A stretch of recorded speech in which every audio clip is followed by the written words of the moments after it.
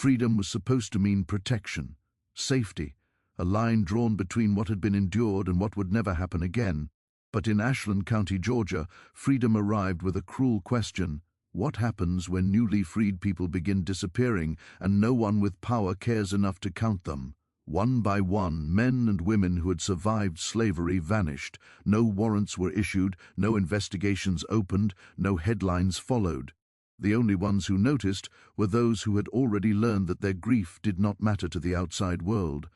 Silence became a weapon, and the missing were remembered only by those society had trained itself to ignore. This is what unfolded in Ashland County in the years after the Civil War. What makes it more disturbing isn't just the violence, it's how long it took for anyone beyond that community to admit that something was terribly wrong. This is the story of an entire system that chose denial over justice even as evidence piled up, and it is the story of one man who refused to look away, no matter the cost, a man whose pursuit of truth forced a community to confront a reality it desperately wanted buried. His name was Thomas Hayes for 34 years. Thomas Hayes lived as property. 34 years of rising before sunrise to work land he would never own.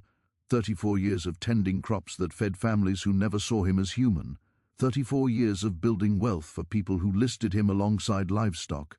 The Barlow plantation sprawled across 300 acres of Georgia red clay, its cotton fields stretching so far they seemed to swallow the horizon.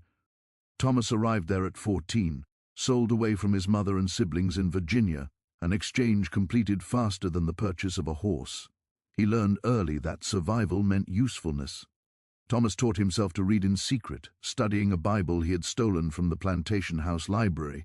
Discovery would have meant a beating, or worse. He practiced letters by carving them into dirt behind his cabin, erasing every trace before daylight could betray him. By the time he turned 20, Thomas could read better than the plantation owner's own son. But knowledge was dangerous, and freedom, when it finally came, would prove to be even more so. He was careful never to let anyone know. When the war ended, and word finally reached the Barlow plantation in the spring of 1865, Thomas stood in the cotton fields with 19 other formerly enslaved people and wept. The overseer, a man named Gideon Watts, who had wielded his whip with casual cruelty for 15 years, had delivered the news with barely contained rage. "You're free," he'd said, making the words sound like a curse. "Government says you can go, though. Where you'll go and how you'll survive, that's your problem now." They had no money, no education beyond what they'd taught themselves, in secret, no legal protections worth the paper they were printed on. But they had something they had never possessed before, the right to leave. Most did. They scattered like seeds on the wind, some heading north toward rumored factory jobs, others west toward open territory, many simply walking until they found somewhere that didn't remind them of chains. Sarah Clemens left first, determined to find her daughter, who had been sold to a plantation in Alabama 8 years earlier. Marcus Phelps headed for Atlanta, where he'd heard freed slaves were building their own schools and churches. The younger ones, those who had no memories tying them to this particular piece of Georgia, left without looking back. But Thomas stayed, not because he loved Ashland County or felt any attachment to the red clay soil that had drunk his sweat for over 3 decades. He stayed because his wife Ruth was buried there in an unmarked grave on the edge of the plantation cemetery where the enslaved were laid to rest. His daughter Clara was buried beside her. Both had died of fever in the brutal summer of 1859, when Thomas had been forced to watch them suffer while working in the fields because the plantation doctor said their illness wasn't serious enough to excuse Thomas from his labor. His son Daniel had also stayed. Daniel was 31 now, born into slavery, but freed at an age where he still had strength and hope. Daniel had managed to secure a small patch of land just 5 miles from the old plantation, 40 acres that a northern carpetbagger had sold for almost nothing, more interested in quick cash than fair price. The soil was poor and the land prone to flooding, but it was land Daniel could work for himself. Thomas wasn't alone in staying. About 60 formerly enslaved people remained in Ashland County after the war, most clustering in an area that came to be known as Freeman's Quarter, though no official documents called it that, and certainly no map showed it. It was land nobody else wanted, swampy in the rainy season when the Ocalge River overflowed its banks, hard-packed and stubborn in the drought when the sun baked the earth into so methane-resembling brick. There were rattlesnakes in the tall grass and mosquitoes thick as fog in the summer evenings, but it was theirs, or as close to theirs as anything could be, in a place where the law was still written by those who had recently owned them. They built homes from scavenged wood and determination. Thomas constructed his cabin from planks, salvaged from an old tobacco barn that had collapsed during a storm, mixing clay and moss to fill the gaps between boards. It was 12 feet by 10 feet, with a stone fireplace he built himself and a roof that only leaked in 3 places. He'd lived in worse, much worse. They planted vegetables in soil they had to coax into cooperation. Okra, collarded greens, sweet potatoes, beans. They established a small church in a structure that had once been used for drying tobacco, hauling out the old racks and installing rough-hewn benches that Daniel and 2 other men constructed. Someone found an old bell, cracked but still functional, and mounted it outside. When it rang on Sunday mornings, the sound carried across the settlement, calling people to worship. Thomas, who had learned to read by secretly studying that stolen Bible years earlier, became the informal record keeper for the community. He wrote down births and deaths, marriages and land arrangements, keeping everything in a ledger he'd purchased with the first money he'd ever earned as a free man.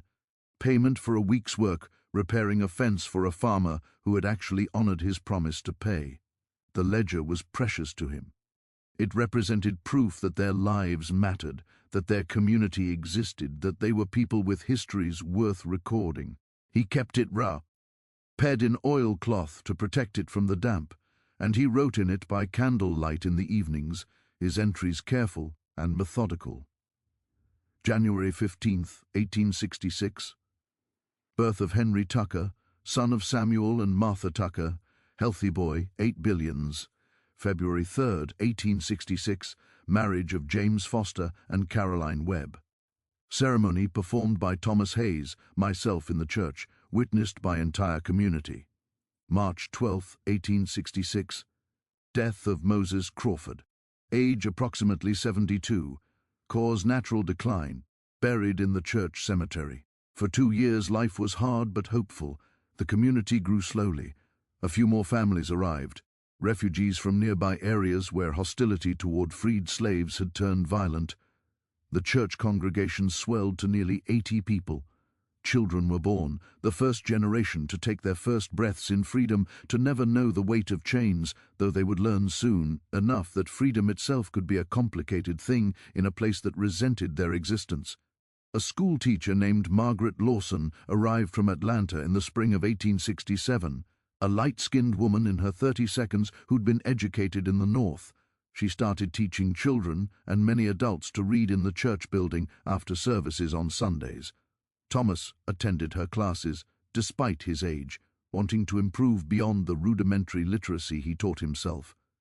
Margaret brought books, precious and rare, and sometimes she would read aloud to the whole community, her voice bringing to life stories of distant places and different possibilities. Thomas's son, Daniel, married a woman named Rachel Washington, who had walked to Ashland County from South Carolina, looking for an aunt she'd been separated from during Ad simply appeared rather than admit they'd paid a former slave for his craftsmanship. Benjamin lived alone. He'd been married once during slavery to a woman named Julia. They'd jumped the broom in a ceremony that had no legal weight, but meant everything to them. 6 months later, Julia had been sold to a plantation in Mississippi. Benjamin had never seen her again, never learned what became of her, never stopped wondering if she was alive somewhere, if she ever thought of him, if she remembered the promises they'd made to each other under an oak tree on a Sunday afternoon. He didn't talk about her much. The pain was still too raw even years later.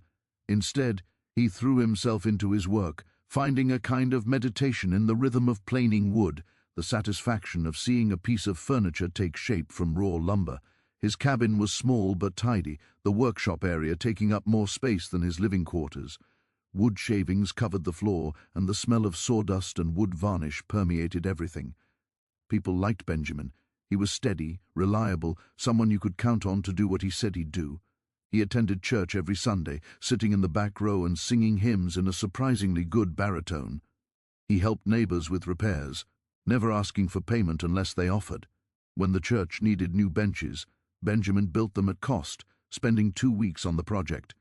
On Wednesday, October 23rd, 1867, Benjamin walked into Ashland proper to purchase supplies from the general store. The store owner, a man named Albert Grayson, recorded the transaction in his ledger. 3 of nails, 1 quart of wood varnish, 2 lb of sandpaper. Total cost 90. Benjamin paid and carried his purchases back toward Freeman's Quarter. That was the last confirmed sighting of Benjamin Porter. He didn't show up for church that Sunday, October 27th. Thomas noticed his absence, but didn't think much of it initially. Benjamin sometimes worked through Sundays when he had orders to fill, and there was no law saying attendance was mandatory. But by Monday evening, when Benjamin still hadn't been seen, Thomas felt the first stirring of concern. On Tuesday morning, Thomas walked to Benjamin's cabin. It was about a 20-minute walk from his own place, following a path that wound through pine trees and around a small pond where frogs sang in the evenings. The October air was crisp, leaves beginning to turn, the kind of weather that made you grateful to be alive. The cabin was quiet when Thomas arrived, too quiet. No sounds of work coming from inside, no smoke rising from the chimney, even though mornings were getting cold enough that most people kept a small fire going. "Benjamin," Thomas called out, approaching the door. "You home?" No answer. Thomas tried the door. It was unlocked, swinging open easily. Inside, everything was exactly as Benjamin always kept it, organized and clean. The bed was made, the blankets tucked in with military precision. The workshop area was neat. Tools arranged on the wall in careful order. A half-finished chair sat on the workbench, one leg still needing to be attached, the wood joints already cut and ready for assembly. On the small table that served as Benjamin's eating area, Thomas found a plate with remnants of a meal, cornbread crumbs, the stain of beans. The plate was dry, the food eaten days ago. Beside it was a cup, also empty. A candle had burned down to a stub. Nothing appeared disturbed. There was no sign of struggle, no overturned furniture, no blood or indication of violence. Benjamin's few possessions were all present. His spare clothes hanging on pegs, his shaving razor on a shelf, a small wooden box where he kept his money. Thomas opened the box and found $3.40 inside. Money Benjamin had been saving toward purchasing more tools. But Benjamin himself was gone. Thomas stood in the quiet cabin, feeling dread settle in his stomach like a stone. Something was wrong, deeply wrong. People didn't just disappear, leaving behind their money, their tools, their unfinished work, their entire life. He began asking around the community, had anyone seen Benjamin since Wednesday? Sarah Tucker, who lived in the cabin nearest to Benjamin's, said she'd seen him return from town Wednesday evening, carrying his purchases. "I called out a greeting," she said. He waved back, seemed in good spirits, said he had work to finish, and went into his cabin. That's the last I saw of him. Samuel Wright, who sometimes helped Benjamin with large projects, said Benjamin had mentioned he was expecting to start a big order soon, a dining table and 8 chairs for a family in town. He was excited about it, Samuel said it would be good money. He was going to use it to buy better lumber, maybe expand his workshop. Margaret Lawson, the schoolteacher, remembered Benjamin attending church 2 Sundays before his disappearance. He seemed perfectly normal, she said. Stayed after the service to help me arrange some books. We talked about maybe building some shelves for the school supplies. He said he'd be happy to do it. No one had any information that explained where Benjamin had gone or why. No one had seen anything unusual. No one had heard anything alarming. Thomas walked to the sheriff's office in Ashland proper, the white part of town, where freed slaves were tolerated during business hours but expected to be gone by sunset. The town itself was small, built around a central square with a courthouse at its center. The buildings were mostly wooden, some showing the wear of war years, others freshly painted in an attempt to reclaim pre-war prosperity. Sheriff William Parrish's office was on the ground floor of the courthouse, a room with a desk, a gun rack, and wanted posters on the walls. Parrish was a thick-necked man in his 52nds who had served as a captain in the Confederate Army. He'd returned to Ashland County after the war and been elected sheriff within months, running on a platform that emphasized maintaining order and protecting traditional values, which everyone understood to mean keeping freed slaves in their place. Parrish was reading a newspaper when Thomas entered, boots propped on his desk. He looked up with obvious irritation at the interruption. "What do you want?" Parrish asked, not bothering with pleasantries.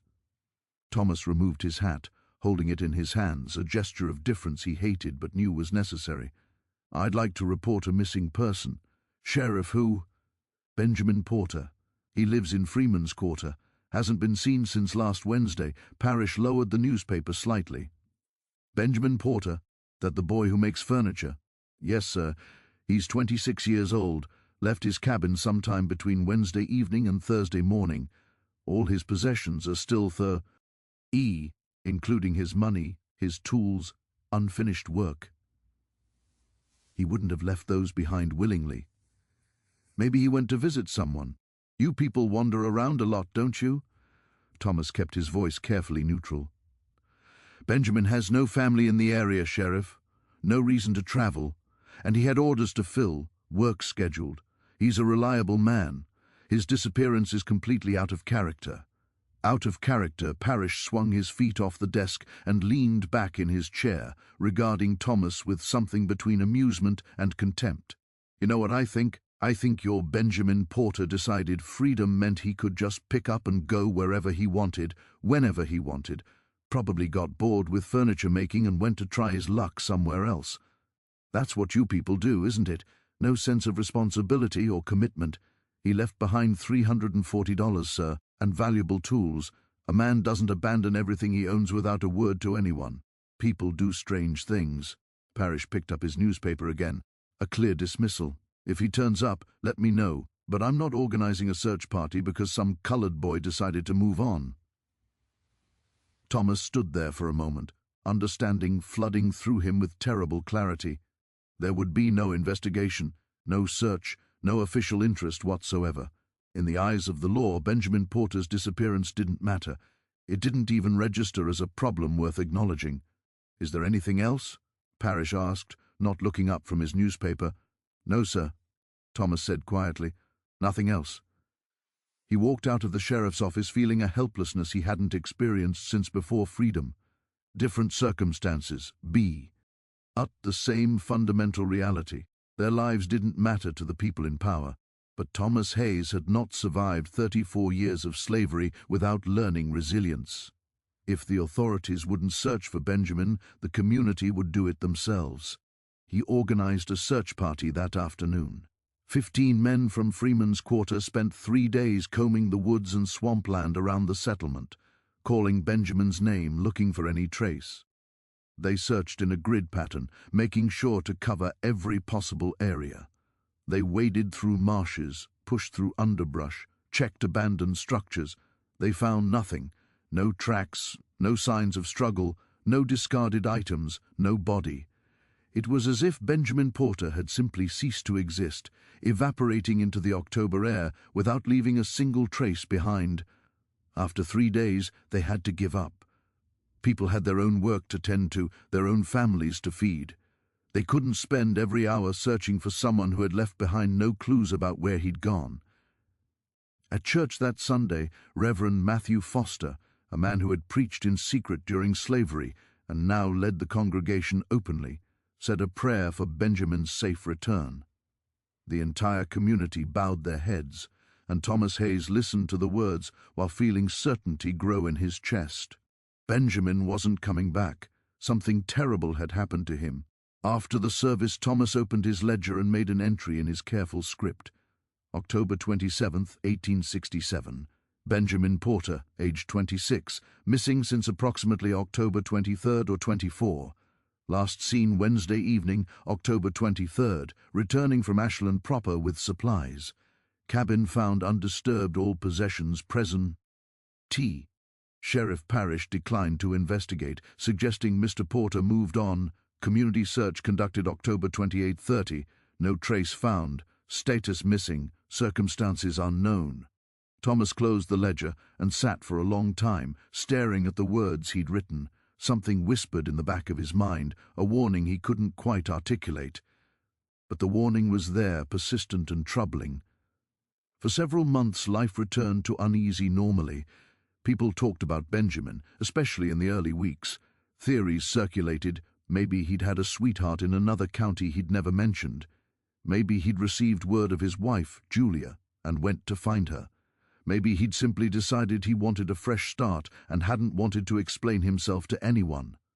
Thomas wanted to believe these things. He tried to convince himself that Benjamin had left voluntarily, that there was some reasonable explanation for the abandoned money and tools and unfinished work. But he couldn't make himself believe it. The pieces didn't fit, and as winter turned to spring, that feeling of wrongness only grew stronger. Spring came late to Ashland County in 1868. The winter had been harsh, colder than usual, with ice storms that knocked down tree branches and made travel treacherous. The community of Freeman's Quarter huddled through those cold months, burning wood to stay warm and eating through stored food supplies that were never quite enough. By March, when the weather finally began to warm, everyone was eager for renewal. Gardens were planted. Repairs postponed during winter were undertaken. Children who had been cooped up in small cabins ran outside to play in the mud and sunshine. Esther Vaughan was one of the busiest people in the community that spring. At 41, she was a midwife who had been helping bring babies into the world since she was 16 years old. She had delivered dozens of babies during slavery, both black and white, working without pay, but with a reputation for skill and gentle care. Tucker Harlan's business empire continued to prosper. His sons expanded the operations, purchasing more land, running more logging crews, shipping more freight down the Ocalgee River. The crates marked mining equipment continued to be loaded at night, continued to be sent to distant destinations. If anyone suspected what else might be in those shipments, they kept their suspicions private. The official history of Ashland County during Reconstruction was written by white historians who described it as a period of difficult adjustment and outside interference. There was no mention of missing people, no mention of continued trafficking in human beings, no mention of Thomas Hayes or his years of documentation. When census records were updated, the disappeared people were simply not counted. Their absence was explained away as migration, death from natural causes, or clerical error. Census takers didn't dig deep into the circumstances of missing people from black communities. Why would they? Those lives had never been considered particularly important to document accurately.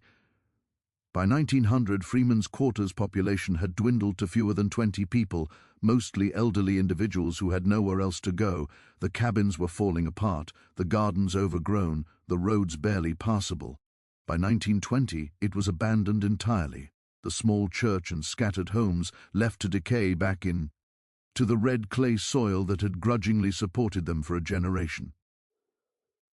The physical community vanished, but the ledger survived. It passed from Daniel Hayes to his daughter Ruth, who kept it without fully understanding its significance. Ruth passed it to her son, Thomas Hayes Morrison, named after his great-grandfather, who stored it in an attic along with other family memorabilia. The truth became what it had always been, something known by those without power, ignored by those with it, and slowly erased by the passage of time and the convenience of forgetting. For 87 years, from 1876 to 1963, Thomas Hayes's ledger sat in various attics and storage boxes, seen occasionally by family members who would page through it, note the careful handwriting, perhaps feel sadness at the names of disappeared people, but never quite know what to do with it. The story was too terrible, the injustice too complete, the lack of resolution too frustrating. It was easier not to think about it, easier to let it remain a family artifact of unclear significance, easier to move forward rather than dwell on horrors that couldn't be changed. But preservation is its own form of resistance.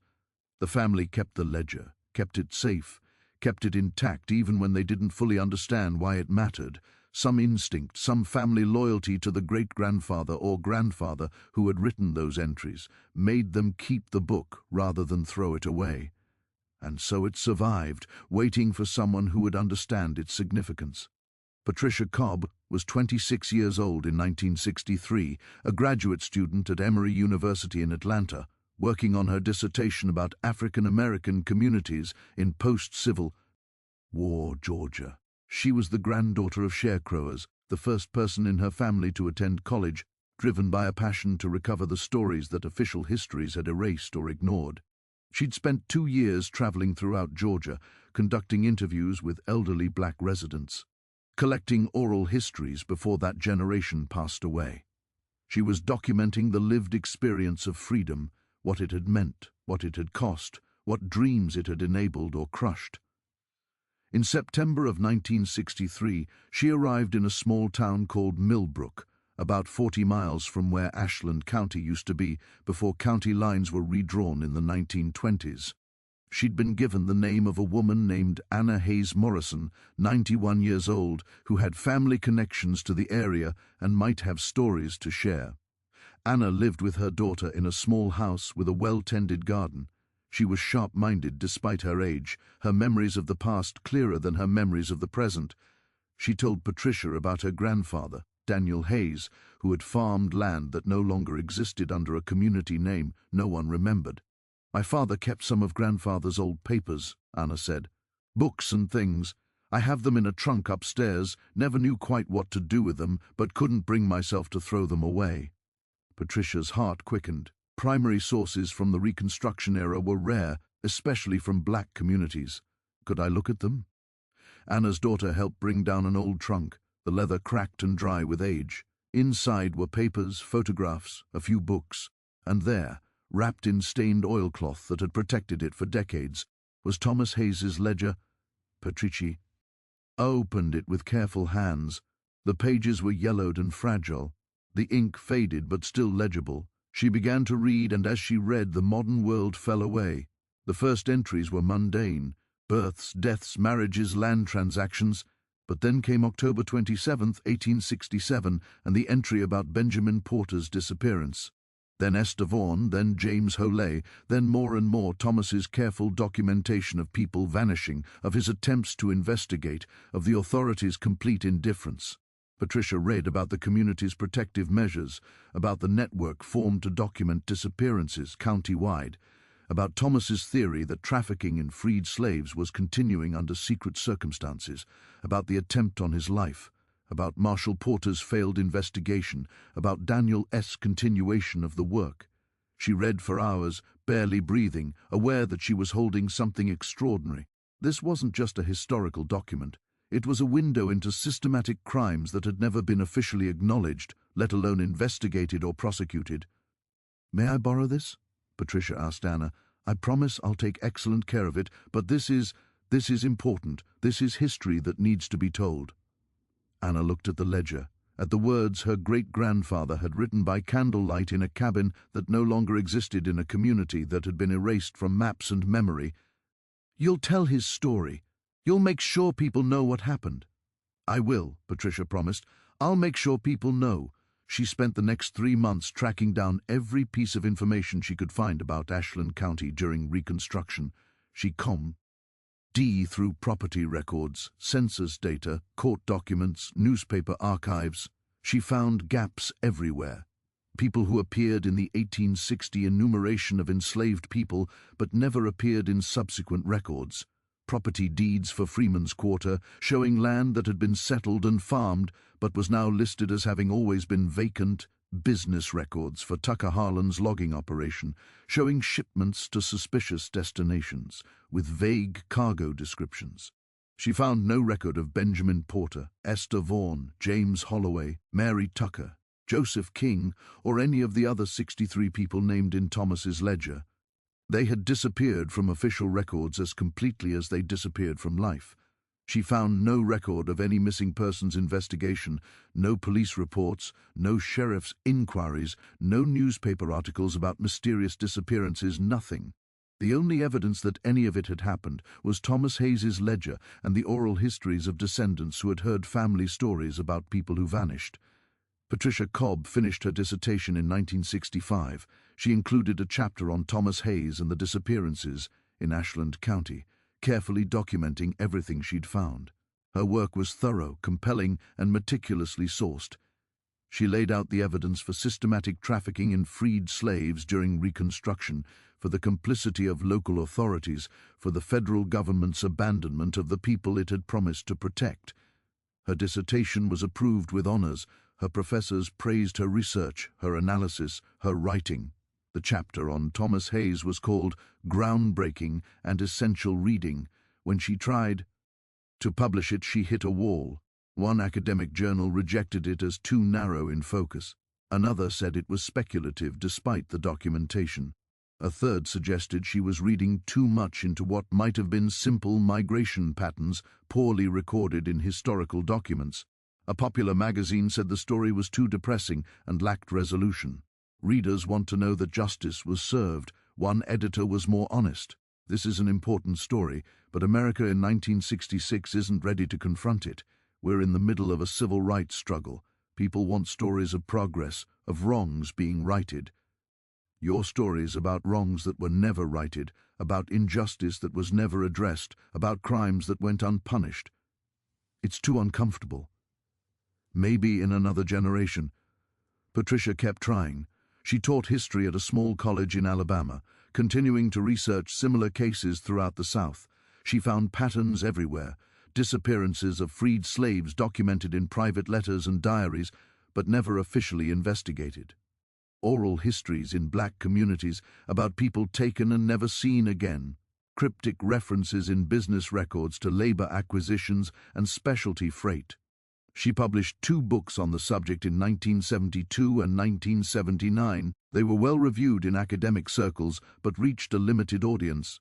Most Americans never heard of Thomas Hayes or Freeman's Quarter or the systematic trafficking that had continued in the shadows of Reconstruction. The ledger itself, meanwhile, was donated to Emory University's Special Collections Library, where it was carefully preserved, catalogued, and made available to researchers. Over the decades, a handful of historians examined it, cited it in academic papers, included references to it in scholarly books that were read by other scholars, but rarely by the general public. Thomas Hayes's work survived, but the justice he had sought never arrived. Part 13. What we know here is what we know for certain, verifiable through documentation. Thomas Hayes existed. Birth records are unclear. Enslaved people's births were rarely recorded accurately, but census records from 1870 list Thomas Hayes, age 65, living in Ashland County, Georgia, occupation farmer. He appears in land records as a witness to property transfers in an area that maps from the era show as predominantly black settlement. The ledger exists. You can see it today if you visit the Stuart A. Rose Manuscript Archives and Rare Book Library at Emory University in Atlanta. It's stored in an archival box in a climate-controlled vault. The pages are yellowed and fragile, protected in Maya sleeves. The ink has faded to brown but remains legible. Request Box 47, Folder 12, Hayes Family Papers, 18,651, 1884. The entries are there, 63 names, 63 people who disappeared between 1865 and 1876 from Ashland County and surrounding areas. Each entry includes a name, approximate age, date of disappearance, circumstances, and notation that no official investigation took place. Census records corroborate gaps in the population. There are people listed as living in Ashland County in the 1860 enumeration of enslaved persons who never appear in any subsequent census despite being young enough to have survived. Where did they go? No records indicate migration, death, or any other explanation. Sheriff William Parrish was a real person. He served as sheriff of Ashland County from 1866 to 1891. Newspaper archives contain articles praising his service. They also contain no articles about investigating disappearances of freed slaves, despite Thomas Hayes's documented attempts to report missing people. Tucker Harland owned a lumber and logging operation that shipped freight down the Ocmulgee River. Business records from the era show his operation was profitable and well-conned. They also show shipments of mining equipment and machinery to destinations that were primarily agricultural regions with no documented mining operations. Federal Marshal Henry Porter existed. He was appointed in 1871 and served until 1874, when federal enforcement of Reconstruction policies collapsed. His reports preserved in National Archives records document widespread violations of freed slaves' rights throughout Georgia. One report from 1873 references systematic disappearances of freed slaves in Ashland County, thoroughly documented by local community member. Insufficient resources available for full investigation. These are facts. They are documented. They are verifiable. What we don't know for certain is exactly what happened to the 63 people who disappeared. Thomas Hayes believed they were captured and re-enslaved, sold to remote labor operations where they could be worked without oversight. The circumstantial evidence supports this conclusion. The pattern of disappearances, the involvement of men who had owned slaves and resented their loss, the suspicious business activities, the complete lack of official investigation, the attempt to murder Thomas when he got too close to the truth. All of this points towards systematic trafficking in human beings. But there were no trials, no confessions, no recovered victims who could testify, no physical evidence beyond the absences themselves and the suspicious circumstances surrounding them. The truth in the strictest legal sense remains unproven. What we do know is that between 1865 and 1877, thousands of formerly enslaved people disappeared throughout the South. Exact numbers are impossible to determine because records were poorly kept and investigations were non-existent. But historians who have studied the ERA estimate the number could be as high as tens of thousands. People who were captured and forced back into servitude through convict leasing, debt peonage, outright kidnapping, or other schemes designed to maintain the economic system slavery had provided. We know that various forms of forced labor continued throughout the South well into the 20th century. Convict leasing, where prisoners were rented out to private businesses and worked under brutal conditions, wasn't fully abolished in Alabama until 1928. Debt peonage, where workers were trapped by inflated debts they could never repay, persisted into the 1940s. The Supreme Court didn't outlaw involuntary servitude for debt until 1944. We know that crimes against Black Americans were routinely ignored by authorities. Lynchings went uninvestigated, murders went unprosecuted, theft of property and wages went unrest. The legal system that was supposed to protect all citizens functioned instead as a mechanism to control and exploit black people. We know that Thomas Hayes spent the last years of his life trying to get someone in authority to care about the disappearances, that he documented everything with painstaking care, that he organized his community to protect themselves when protection from authorities was unavailable, that he survived an assassination attempt and kept working, that he trained his son to continue the documentation after his death. We know that his work was ignored by everyone who had the power to investigate. The sheriff dismissed him. The federal marshal sympathized but ultimately did nothing. The newspapers never covered the story. The courts never heard cases. The criminals were never prosecuted. We know that Thomas Hayes died in 1876 without seeing justice, that the men he believed were responsible lived long, prosperous lives without facing any consequences, that the trafficking likely continued for years after his death, that the community he'd worked to protect slowly disintegrated under the weight of oppression and hopelessness. We know that his ledger survived because his family preserved it, passing it down through generations until someone recognized its significance. We know that Patricia Cobb fought for years to get Thomas Hayes's story into the historical record, facing resistance from publishers and editors who found the story too uncomfortable, too unresolved, too challenging to the narrative of inevitable progress.